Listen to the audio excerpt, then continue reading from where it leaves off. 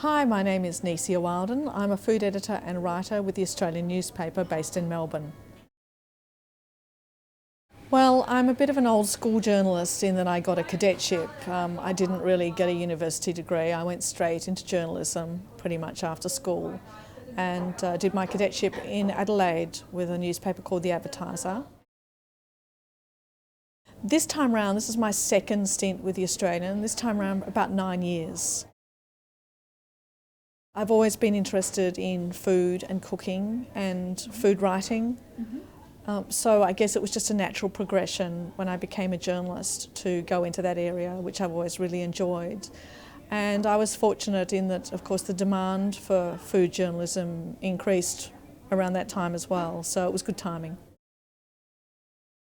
Well, my father was a sports journalist, so I think that was a very strong influence.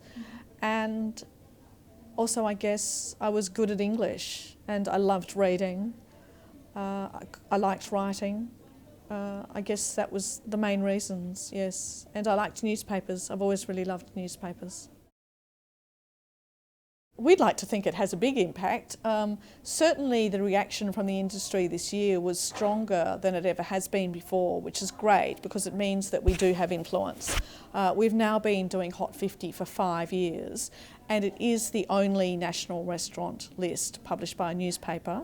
There are magazine lists, but they just don't really carry the same authority and credibility. Well, I would say that, wouldn't I? But no, we are confident that it does have an impact. And certainly, yes, I guess we would gauge that from the reaction from the industry. And I think that impact is growing every year.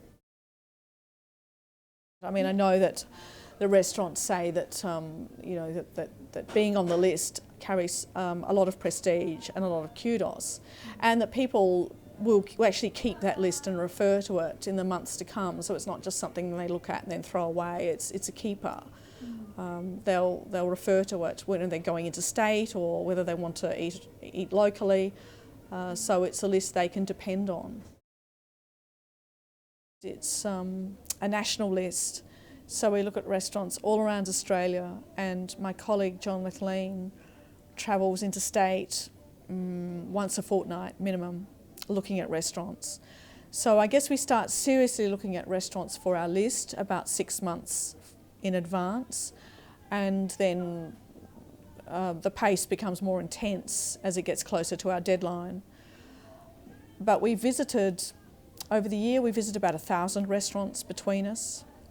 So the whittling down process is really quite laborious and takes quite a long time. As you can imagine, to get it down to 50, plus we have a second tier, a B list of another 50, so it's 100 restaurants. So it's a big job, and we do it largely between the two of us, so the main editors, plus we have a small group of freelancers in each state that help. So it's a very big job, yeah. Well, because we can't, yes, good question, because we can't visit every restaurant in Australia, I guess we go to the ones that we know have a reputation and are going to be contenders, otherwise it would just be an impossible exercise.